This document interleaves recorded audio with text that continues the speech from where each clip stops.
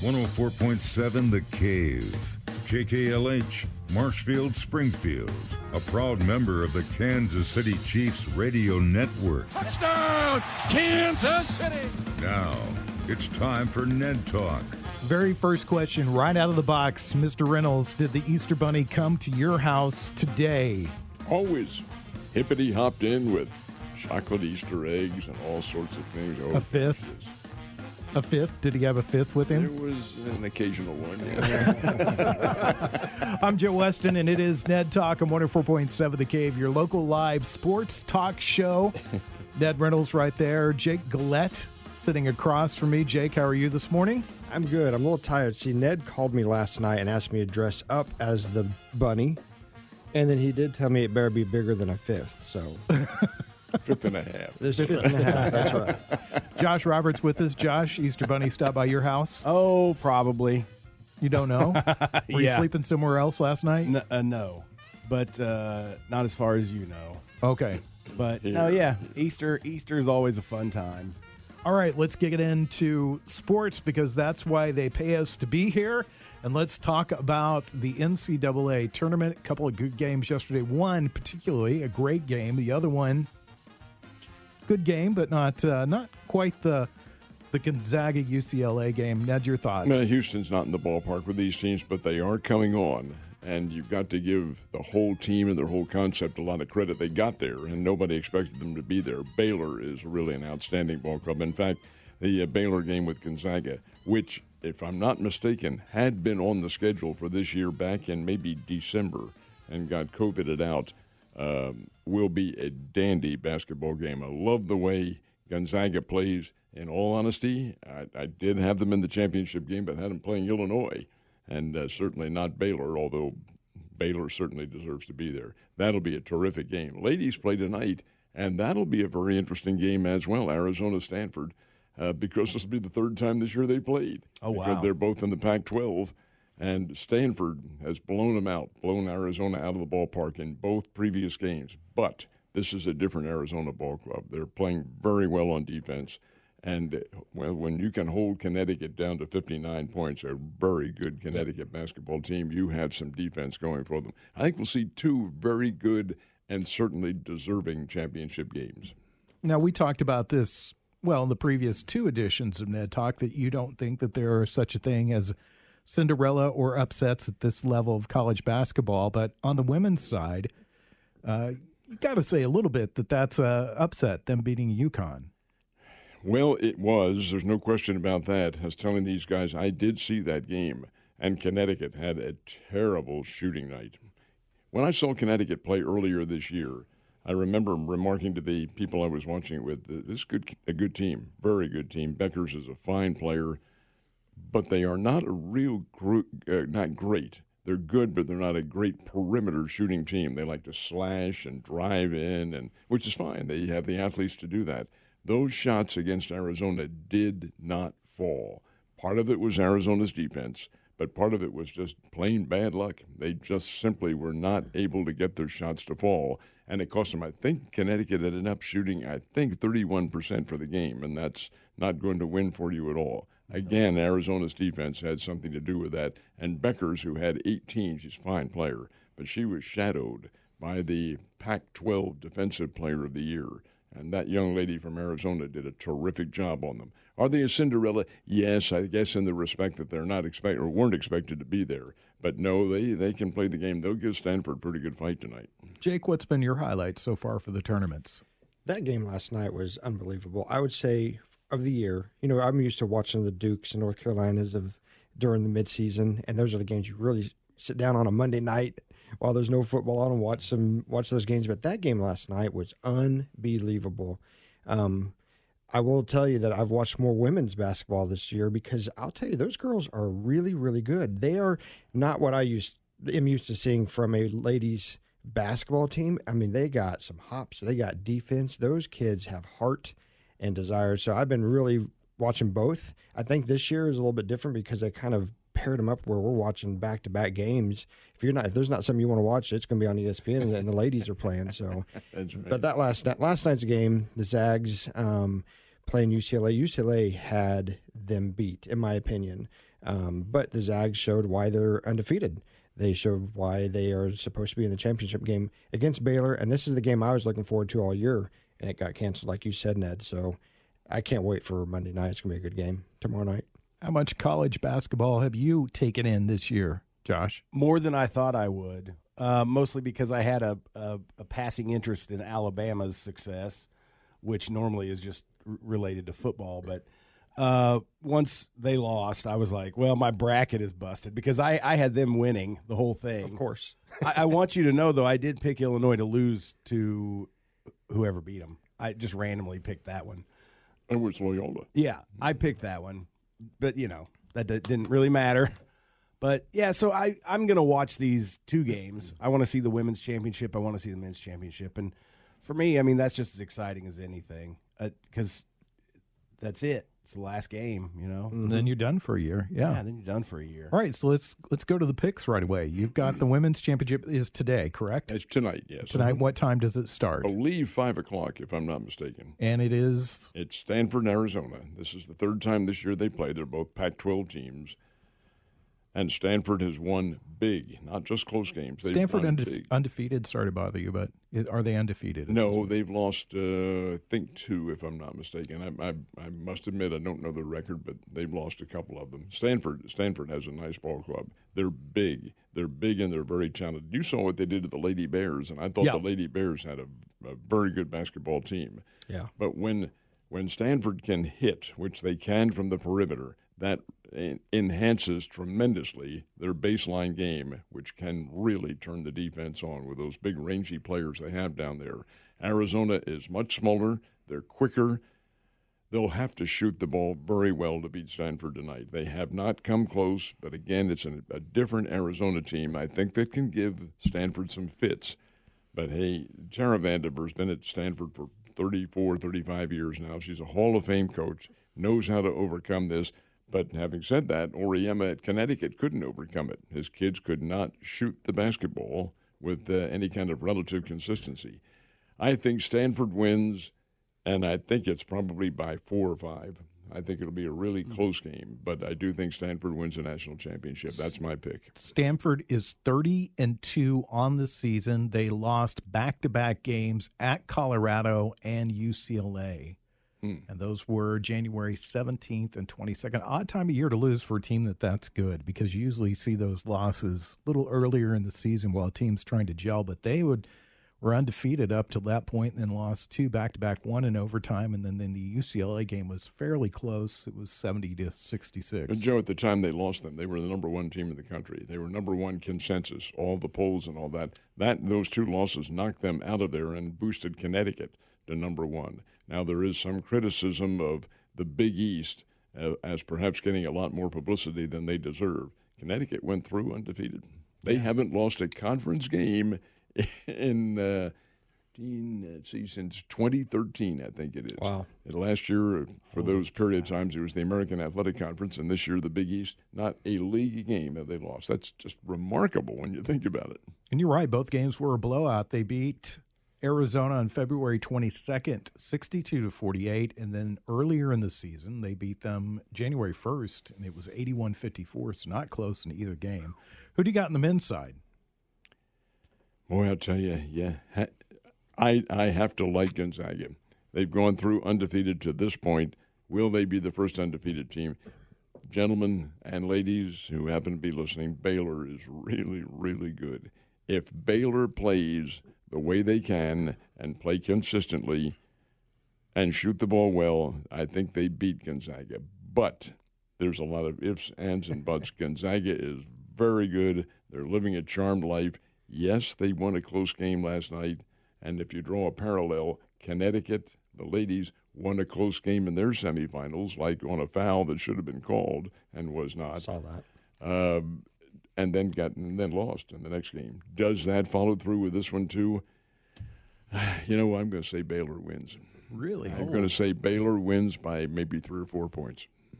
All right. You're listening to Ned Talk on 104.7 The Cape. We're discussing the NCAA tournament. We'll go to Jake Gillette. Jake, what are your thoughts? Who do you think is going to win these 2 games? I'll start with the men's. I agree with you.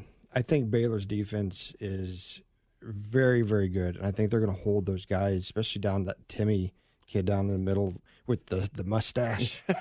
He loves to touch that thing as he plays. You've seen that, but I do think in the end, I think that they played such a hard game the other night, it's going to be hard to recoup to face Baylor's defense, and they haven't not had a decent time shooting. They're very good from the perimeter. You leave those guys open, and they're going to knock those down. So I do have Baylor winning. I'd say by less than 10. And then the women's tonight, it's hard to beat a team 3 times. If you look back one of the things I remember was Stacey King and OU in 1988 playing Danny Manning and the Miracles. And KU had lost twice that year because they're in the same conference, the Big 8, but not in the championship game. However, I do think that Stanford's going to whoop them. I think this is a good team by Arizona, but I think it's going to be a double-digit win by Stanford. Josh Roberts. Pardon me. I agree that I think on the women's side, I think Stanford's going to take care. I agree with what you're saying. It's hard to beat a team 3 times unless you blow them out the first 2 times because you've got their number. You know what you've got to do against them to get it done. And I think Stanford's just rolling. So I think they'll win pretty easily. I'm going to say that Gonzaga will complete this undefeated season, win it all, and be the first team since, 1987? 76. To be totally undefeated. Yeah, I think they're going to accomplish that tonight. That close game, you see that a lot in football where teams have a really close game that maybe they should have lost, and that kind of sparks them on to finish strong. It may be a little different in basketball because of the fatigue factor. They're playing so many games so quickly, but I think they'll take care of it. I think Gonzaga's going to win. It'll be a close one. I think it'll be a great game because those are 2 good teams. I think I picked Stanford on the women's side because I just think that, there's one person in this room that picked Stanford to lose to Missouri State, and we had 2 other nameless talk show hosts who also picked Missouri State to beat Stanford. The women's basketball side is so top-heavy that I'm going to go with Stanford, so I'm just going to pick them. And I'll pick Baylor for no other reason other than what we've seen historically in the past few years with undefeateds is it just hard to close the deal out. So that's the reason why I'm picking. Well, you look at the rhythm factor, too, and we talked a little bit about Connecticut in their game just barely, and there's some speculation they shouldn't have gotten by Baylor in their game because it was a foul at the end. But they win by 2, and then they get whipped by Arizona the next game. Well, here's Gonzaga. UCLA maybe should have won the game, but they had a charging call. Mm-hmm. Was it a charge? It almost looks like the defender sides into the guy, but it was a charging nonetheless, offensive foul. They get the ball, send the game into overtime, and win it on really an incredible prayer that caroms in off the backboard. So is there a relationship here? Is there a correlation between the close game and then losing this? Who knows? But I think it's interesting that 3 of the 4 of us here have picked Baylor to win. Nice to see a traditional, more or less a traditional old school name in the NCAA tournament, UCLA, back in the Final Four. It's good to see that. People calling them a Cinderella. My God, 40 and 50 years ago, you expected them to be there, and they were. Yeah, yes, they were. So what's been the highlight for the tournament? Is there a player that you've heard their name more often mentioned in the tournament that you feel like, this is a guy that's going to make it big at the next level? Ooh, Joe, I don't know whether there's somebody who's really stood out that much. Maybe the Timmy kid from Gonzaga, and he's a good player. He's a real good player. The Suggs kid, he's the one who canned the 3-point shot. It's not something new for him. This guy's been drilling shots all tournament long and all season long, for that matter. So I would have to say it's somebody from the Gonzaga team, one of those 2. Jake? I'm going to go with that kid from UCLA, Johnny Jazang. Yeah. That guy, he does not miss. He was like 12 or 15 last night, and then the game before that, he's averaging well over 20 points a game. And I'm telling you, that kid, I think he's going to be something special in the NBA. He's the one on whom that charging call was. It was, and I thought he should have pulled up. And I do think, I watched that, I think Timmy he was there for about 3 months before the guy ran into him, and I thought, man, you should have just pulled up. But you don't. That's one of those calls. Do you call that with that at that point in the game? Now there's only like 0.7 of a second left. But I don't think the refs decided that game with that call. Oh, no. I think if they let him play it out, he still missed a shot. I've asked several of my buddies who are referees what their definition of the charge is, and he says you look for one thing specifically, and that's the player on offense lowering his shoulder. Did Jazang lower his shoulder when he went in? Oh, I didn't even look at that. I'm always looking at the guy's feet and his body language, really, more or less the feet. But I think it was a charging call, and I was going for UCLA. So I was biased in this game for UCLA, but I do think that the Jazang kid should have just pulled up at the top, like right there, 10-footer and drained it like he did all night long. I also think that UCLA didn't get him the ball enough, but I was very disappointed in the way he's not a very good dribbler. He does not. They needed that kid with all the hair. I don't know if you saw that kid. I did, yeah. But when that guy was not in, their point guard, they didn't have a backup that could take that guy. So anyway, I was kind of talking to my sister, and I was like, man, this guy, he doesn't need to be touching the ball, but then he was 90% from the field. Wow. Josh, anything stand out to you in the tournament this year? Oh, I think this Tammy kid is the big standout for me. I mean, he's a personality. He's got the mustache. He's flamboyant enough to where. Haven't we seen that with Gonzaga? Was a kid with the mustache, like the porn star mustache, a couple of years ago? The kid back in the early Adam Morrison. Yeah. Whatever happened to him? He's on their broadcasting team now. He had a bit of an issue. He was a type 1 diabetic, and he was unable to really continue in the NBA. But oh gosh, what a scorer he was! College basketball. Yeah. So let's talk about the other big stories in college basketball, and that's coaching side, and that's Roy Williams is stepping down from North Carolina, and I find it kind of funny that Kansas locks Bill Self up right at the same moment that Roy Williams. They didn't want to see Bill Self go over to North Carolina like they lost Roy Williams. Do you find that is the reason why that happened? No, I don't think so. Not in my opinion. I'll tell you why Roy Williams, in my opinion, left. Of course, he's 70 years old, is young to me. So what's he doing stepping down? He still has more years. But he does have some physical issues, number one. But number two, and I really, really feel like this is impacting not just with him, but with a lot of other coaches. He lost his 7-foot freshman center, a prize recruit, to the portal, the transfer portal, which the NCAA is allowing now. 1-year transfer portal. You can exercise it 1 year. Well, exercising, I think there's something like 600 players who are exercising that portal. I think with the change and players being allowed now to collect some revenue from their images being used and so forth and so on, the whole scope of amateur athletics is changing, and I think Roy Williams said, I don't need this.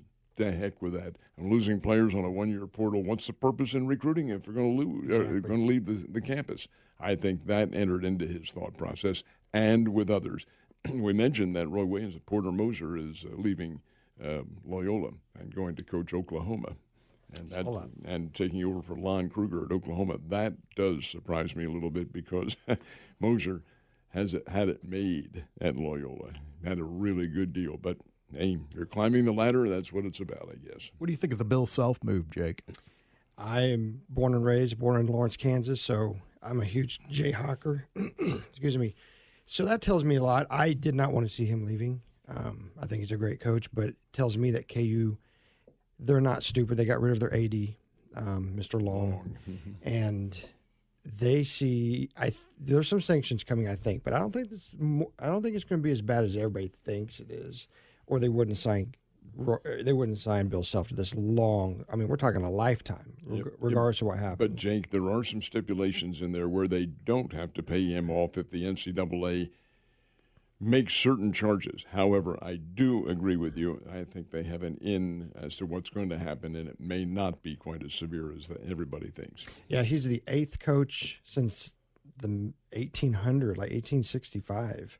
8th coach. They've only had 8 coaches in that whole time. So this isn't surprising. This is a typical KU thing to do, keep a guy around for a while. I do agree with Roy, because KU had Roy for 18 years. He's a good old boy system, and he's so old school. And the vertigo thing, he's not the healthiest guys out there, but he just is tired of seeing the same junk where the NCAA is getting ran over by the the portal and the NBA. So it's not like it used to be back in the good old days, for sure. Well, we'll talk about more of that a little bit later on because NC North Carolina is one of the all-time great jobs. We'll talk about that in a second. More Ned Talk on the way on 104.7 The Cave. Back to Ned Talk on 104.7 The Cave. A proud member of the Kansas City Chiefs radio network.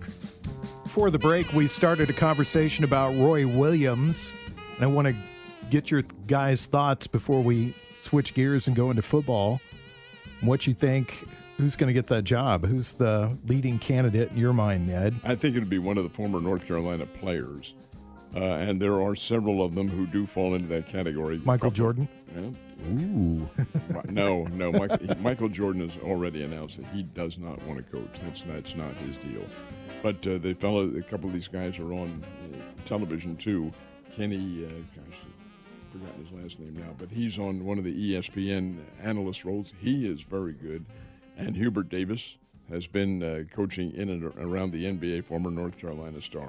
So I think it'll probably be somebody along the line who wore the powder blue of the Tar Heels who will take the position. What do you think his legacy is, Roy Williams, compared to, I mean, it's hard to compare yourself replacing a legend like Dean Smith, but what do you think his legacy at North Carolina is?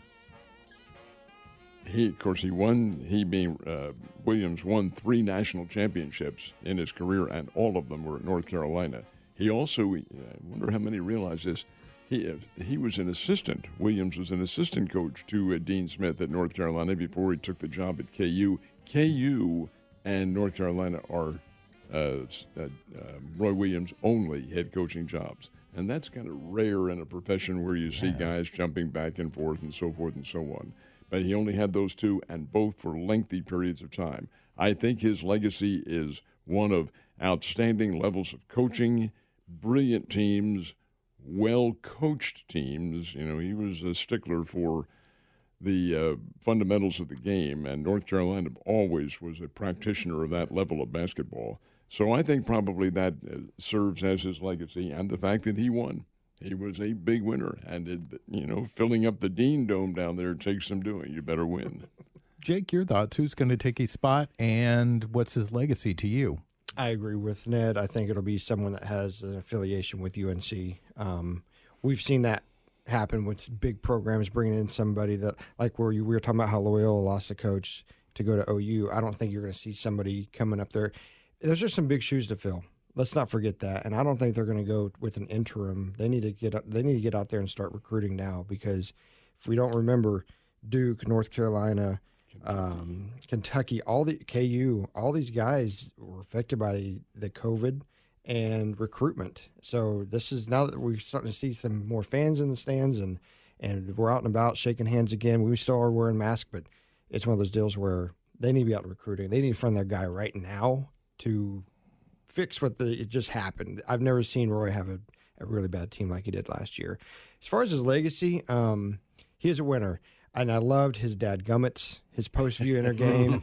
You'd never hear him say a cuss word. However, he did drop an F-bomb after the Syracuse game when he lost to Syracuse, and that girl kept asking him about the North Carolina job when he was at KU.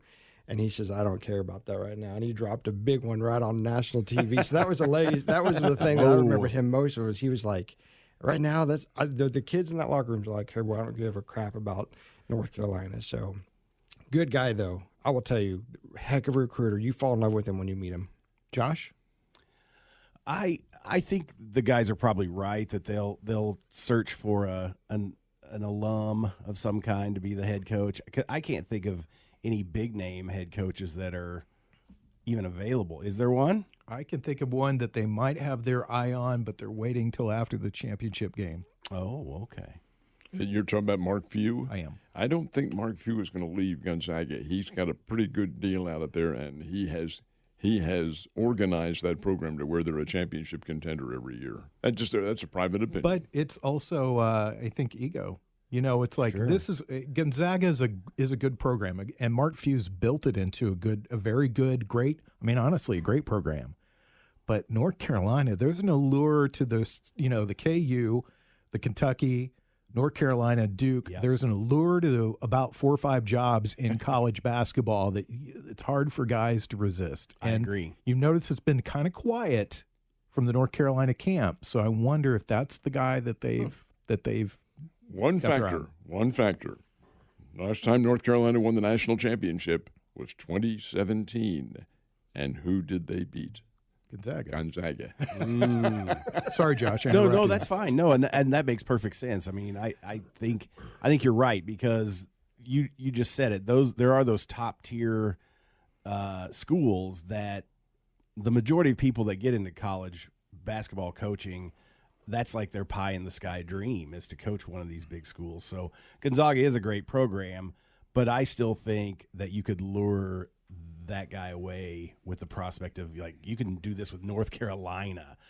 As far as Roy's legacy, I consider him a top coach of all time, one of the top 10 probably. I mean, because I in my mind, not being a huge college basketball fan, I think of the names that always come up that I think of as great coaches, and his name is in my mind. So I think you have to consider him one of the greats, and especially I didn't realize he had won 3 national championships at North Carolina. That's amazing. Class act. Yeah. That's what you got to say Yeah. about Roy Williams all the way through. What about Scott Drew? You think of the other coach of tomorrow night's game. Talk about a guy that's turned a complete 180 or 360 years, or however many you want to do, with that ball club of Baylor in the Big 12 and going up against teams like KU and OU and some of that, because they're new to the conference here in the last 10 or 12 years. So I mean, if they're looking outside that, Mark Few is great, but man, Scott Drew, that's a hard one not to. And Drew, to his credit, had to come in and take a program that was in shambles and really, really serious problems with the sex abuse and things of that nature from the Coach Bliss era. He took them over, and I mean, he has done a great. He's Valparaiso. That's where he had been. His dad was the longtime coach there too. So, he has a terrific legacy about him. Let's turn our focus to football because we're coming up on the NFL draft. What, about 3 weeks out from the draft now? Draft is the last of April, last of this month. So we're 4 weeks out.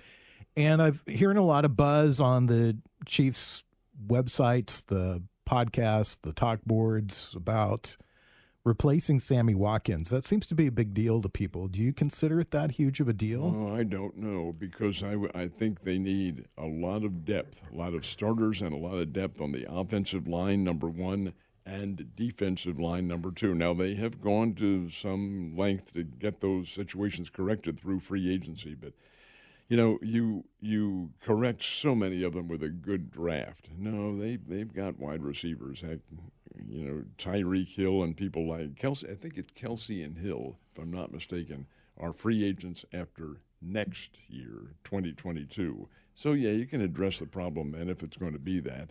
But no, I wouldn't concentrate on that. I think it's offensive and defensive line and maybe linebackers. They've got a couple of great, or at least guys that seem to come up and make big plays that are behind Tyreek Hill and Sammy Watkins and their depth there. But does that show what there's so much talk about that area on the team that there's a lack of faith in those guys? Maybe to some extent it does. But keep in mind now you're dealing with the media that covers the game, and the media has an often different perception completely from what the coaching staff does. But I will say this, too, and Jake, I want to get your thought on this. The NFL seems to be the most affected league in all of sports by the media, that the NFL can be talked into something by all the media buzz as opposed to some of the other leagues that baseball doesn't really have it, the NBA doesn't really have it. But you've seen in the past like a huge buzz about a certain guy, and then some NFL GM's like, this is my job. I've got to draft this guy. And then, bang, there it goes. Joe, there's a reason for that. And at least in my opinion, the very best, and you've seen this develop now over the last 40 to 50 years, the best marketing in all of sports NFL. is done by the National Football League. Mm-hmm. All of it. You guys, I defy you to come up with a single week in the 52 weeks that we have in the year, a single week in which the NFL doesn't have some kind of a story to present. If it's not the draft, then it's the camp that they have or the pro days Right. or thus and such has done something. I mean, these people are beautiful with issuing missives and disseminating information to the good public. and the bad. And they know fully well the news media, the sports media, is lazier than hell, so they want something handed to them like that. Jake, what's your thoughts on all that? Sammy Watkins can go. I haven't been a fan of his for a couple of years. Yeah, he made a great catch in the Super Bowl to beat the 49ers, but it was a better pass in my opinion. Sammy wasn't there most of the year last year. He was going to come in and save the team with his presence in the Super Bowl and caught 0 balls. So no, they can get rid of him. I think it was like $14 million they paid him last year. They did sign Kelsey to a 7-year deal. He's extended, yeah. So he's good. He's there for life. He's 31. So I do think with Tyreek Hill and Kelsey and Hardman, McCole Hardman is a great kid, and I think he's got a very good work ethic that they see in him. I think the draft, there's players out there that want to come to a winning program. Terrell Suggs came to the Chiefs and won a Super Bowl with us. So it's one of those deals where people are they can kind of get some guys for cheap that are trying to maybe exit the NFL in the next 5 years that they can to complement the team. So let me backtrack on what I said too about it wasn't Kelsey who I was thinking, it was McCole Hardman, who I think is a free agent after next year with the time. So Hill and Hardman fall into that category. But I agree. Well, and as a matter of fact, Watkins already gone. He's with the Baltimore Ravens now. He signed with them, and he may be a help to them too. The guy's a veteran if he can stay healthy and can catch. But come on, it's somebody you can't keep everybody on the team. For being a high draft pick that he was, he's done really not a whole lot in the NFL.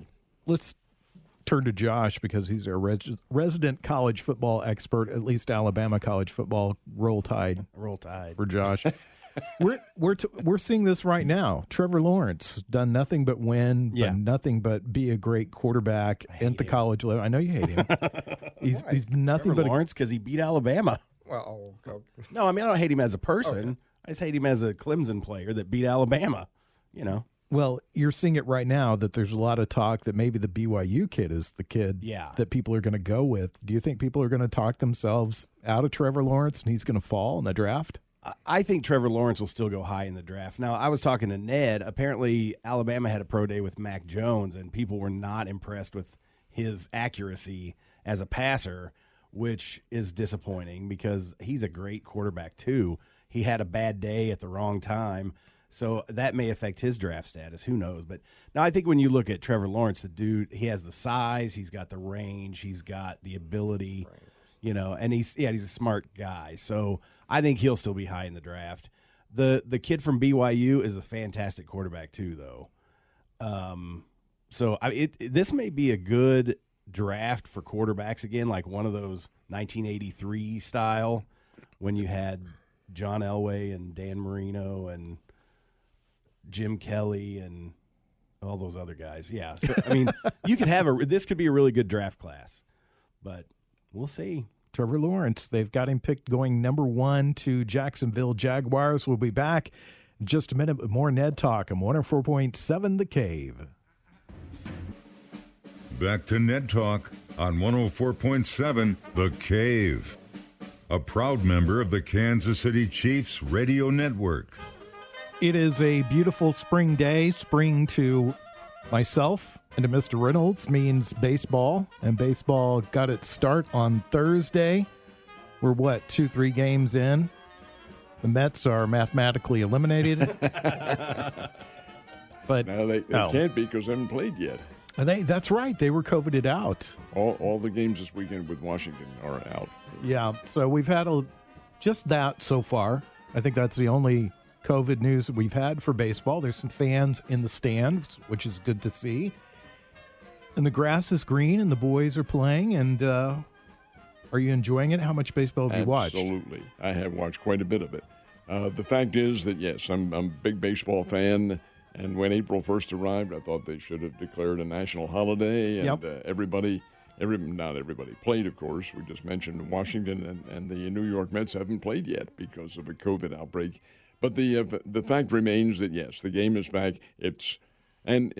We'll all admit, not everybody is a baseball fan. Not everybody's a sports fan. But it is enough of a minority and enough of an ingraining in the mentality of our lexicon to have this particular game as the true harbinger of spring and the entrance of spring and eventually summer into our whole mindset. You know, Joe, we talked about this earlier too. When the whole shutdown happened, which was March a year ago, I got a lot of criticism for it, but I was on TV and I said, hey, I understand why this is being done. Understand completely. But has anybody taken into consideration the impact this is going to have on society in general? What are you talking about? You don't know what the hell you're talking about. Shut up. Just do sports. Well, look at the impact it had. What happened this year when we shut down? Economy took a big dive. Social problems in the streets, and several of them, not just one isolated. You had total boredom and a dysfunctioning of our mindset, and I find that to be very problematic and very difficult to overcome. Hopefully we are now with a return to some semblance of normalcy. It's a perfect storm, that's for sure, of so many things going on at once. So we've talked about this often. The entertainment industry as a whole shutting down, whether it be sports or movies or concert going, all of that suffered. And sports soldiered its way through. Movies have, half and half. A lot of major films have been pushed back, and a lot of course, people that make their money touring, because that's the way artists make their money these days. They don't make it putting out records. I mean, they've suffered too. So it's this perfect storm of everything that happens. And I'm a guy that likes to look forward rather than look backwards. And I think that we've got a great summer of baseball in front of us. This is a good start. Really good full season of baseball. Good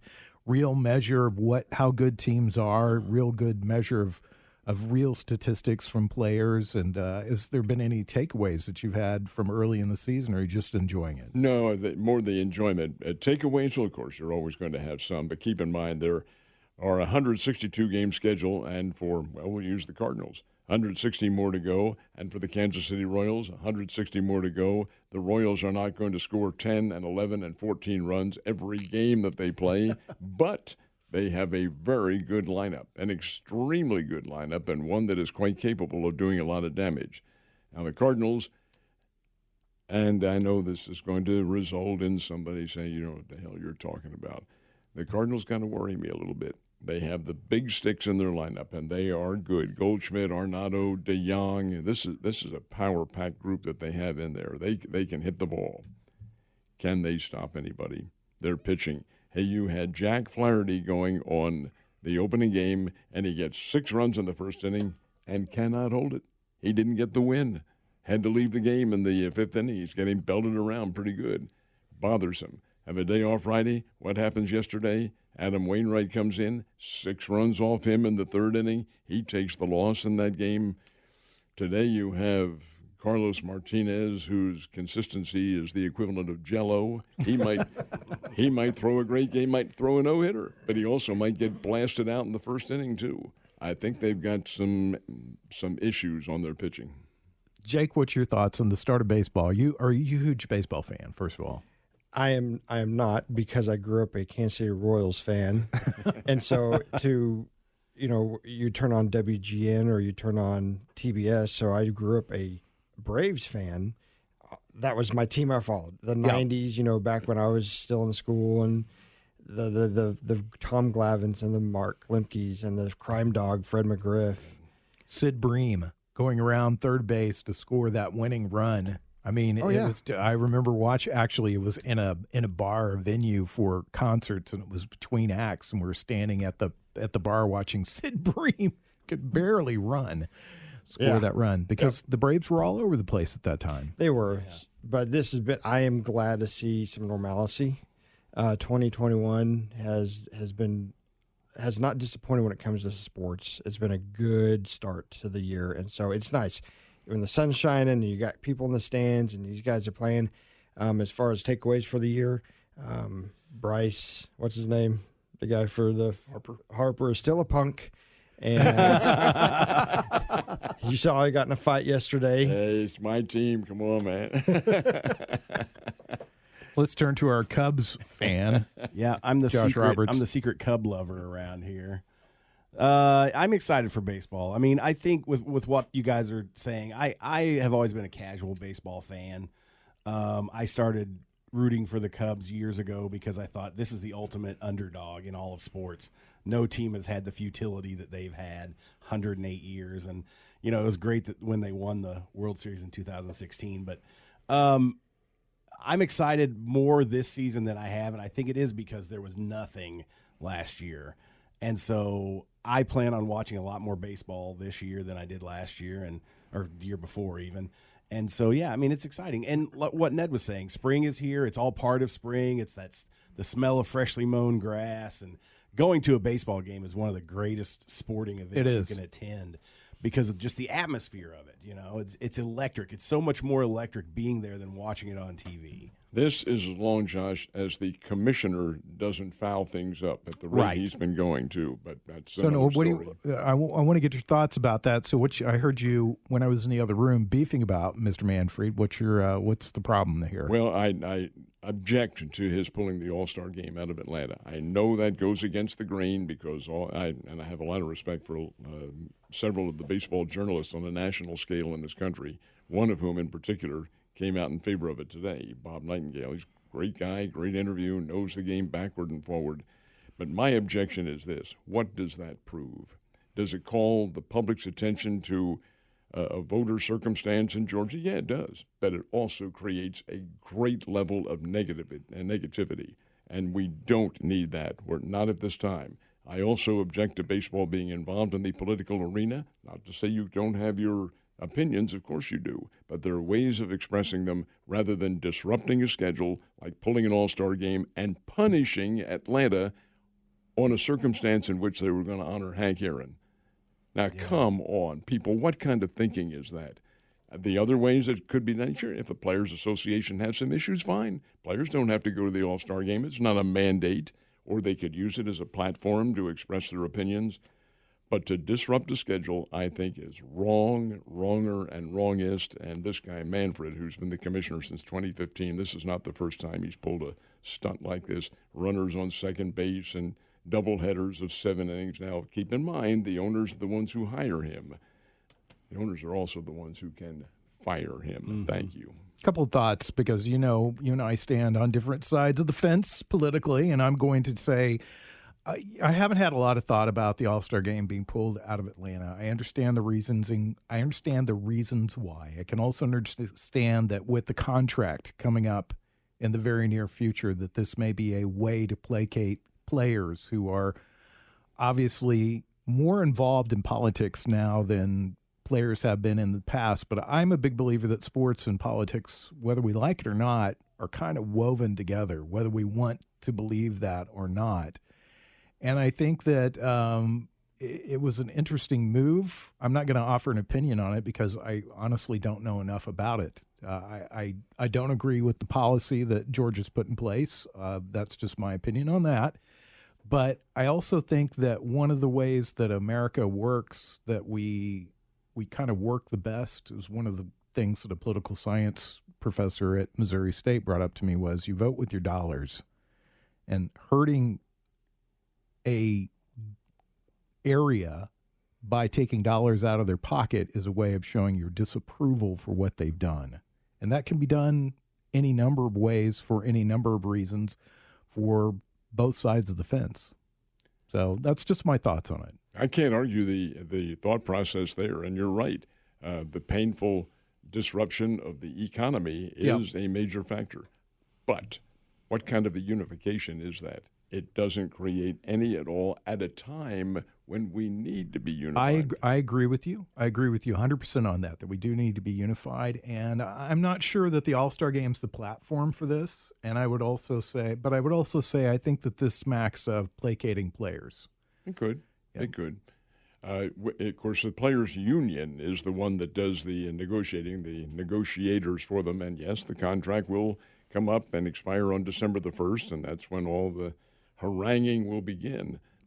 But the players kind of take a back seat. They let their negotiator do this. Yeah, there are some representatives who offer the team's thoughts on circumstances like that, but I still contend that to pull a stunt like this and disrupt the schedule, and the game was scheduled for Atlanta. Now, I really don't give a blast where it's going to be held, just as long as it is held, which Yankee it will be. Stadium. But How about Wrigley Field? Cathedral. Field could do a good All-Star game. But the fact that it will create a level of negativity in the country because there's one side. Yep. And as far as the voter issue, hey, look, I'm probably the only one in this room who took the oath to defend the country against the Constitution, and it's the 15th Amendment that says voters shall have the right to cast their ballots. In Georgia, you have to show proof of it. Well, it's not what the amendment says, but it's implied. There are just all sorts of variances to what happened. I still stand by the fact that I think this is the wrong way to do it. I kind of agree with you. No. Oh, wait a minute, come on, wait a yeah. minute. Wait a minute. I'm going to take I'm the other glad side. this is on. I'm glad this is being recorded. It's Ned Talk on 104.7 The Cave. You're listening to Ned Talk on 104.7 The Cave, part of the Kansas City Chiefs radio network. We're at the end of the show where we talk about what we're going to watch on a Sunday afternoon, and we start with Ned Reynolds. What are you going to tune your TV to? Well, it'll be later on this afternoon, like early this evening, when I want to watch the women's national championship game, Arizona-Stanford. I think it'll be a very good basketball game. And then after that, and that game should last probably about 2 hours or so, there'll be a little Major League Baseball on, although I must admit to you, I don't know what game is on tonight, but whatever it is, hey, it's always a treat to have Sunday night baseball. It's beautiful watching. ESPN has got the Phillies and the Braves on right now. It's 1-0 in bottom of the third inning, and it's a beautiful day in Philly. Watching that nobody's throwing batteries, so that's all good. Santa Claus is not being booed. Don't knock my people now. Come on. Give him time, Joe. Give him time. Jake, what's on your TV this afternoon? Same with Ned. I got some things to do, but I'm going to watch that ladies basketball game. The last 2 or 3 years, it has been super exciting to watch. So I'm looking forward to another, I hope, a very close game tonight, and then some baseball, sure. Tell Jeremy you're busy. Just go, I'm busy. Got things to do. Got TV to watch. That. Sports are on. Josh, what about you? Soccer today? Yeah, soccer's already over. Oh, is it? Soccer never ends. Well, no, not the season's not over, but the games for today are already over because it's 6 hours ahead. Don't you record those and watch them? No, you don't. Come on. No, I don't. But I'll catch the highlights. Now I'm going to watch the women's championship too, and then I'll see if the Cubs are on somewhere. They're on somewhere, I'm pretty sure. Yeah. Except that they're playing early in the early afternoon. They have the Pittsburgh Pirates at Wrigley. Okay. I'm going to go home and watch a plethora of murder shows to get ready for women's college basketball tonight. That's like mowing the lawn for me. When I watch those shows, I just think, oh yeah, this is just pushing them over. Favorite opening day memory for you, Ned? Favorite opening day one, I would that goes back to my college days in Philly, and it would have to have been the Milwaukee Braves playing the Phillies on a rainy night and keep in mind now the schedule was still 154 back then, probably in the second week in April. Rainy, cold night. Warren Spahn pitching for the Milwaukee Braves and Art Mahaffey for a really poor Philadelphia team. And I don't know why it resonates with me, but they played the game despite the rain, or at least they started the game despite the rain for all the ceremonies for a roaring turnaway crowd of 15,000. That's all they drew that night. Ooh. Philadelphia was not a good draw back then. And they got through the fourth inning, and it really came down in buckets then. And, well, needless to say, my classes had already been cut, so I wasn't about to make them up. Were you actually at the game? Oh, yeah, I was there. Temple, where I went to school, is only about 9 blocks away from old Connie Mack Stadium, which is where the games were back then. Connie Mack. Needless to say, in the spring of the year and the summer, my grade level went way down. Was Hank Aaron playing for Milwaukee at the time? Yes, of course. Yeah, it must have been a great team. They were a very good team. They were coming off championship runs back then, and when they had a Lou Burdette and Warren Spahn and Del Crandall catching, Eddie Matthews, Hank Aaron, Roy McMillan playing. This is just a really good baseball team. You mentioned Connie Mack, the only guy to manage in a suit and a straw hat. We did. That's exactly right. Well, thanks for being with us today. Appreciate it, as always, pleasure, Ned. Sir. My pleasure. We'll be back next Sunday. Jake, thanks for being with us. We'll have you on again in a couple of weeks. Josh Roberts. Always good to see you. Always good to see you. Best looking man in an Alabama hat anywhere. That's right. All right, guys, if you missed the show, you're tuning in and going, I want to listen to classic rock, but I'd also like to know what these four goofballs talked about. You can download it as a podcast through our website. That's at 1047thecave.com. You can download that through the Cave app, or you can get it wherever you get your podcast at. It's called Ned Talk. We'll see you next Sunday. Thanks to Corbin Campbell, Scott Meyer, Nick Fury, and, of course, Mike the Intern.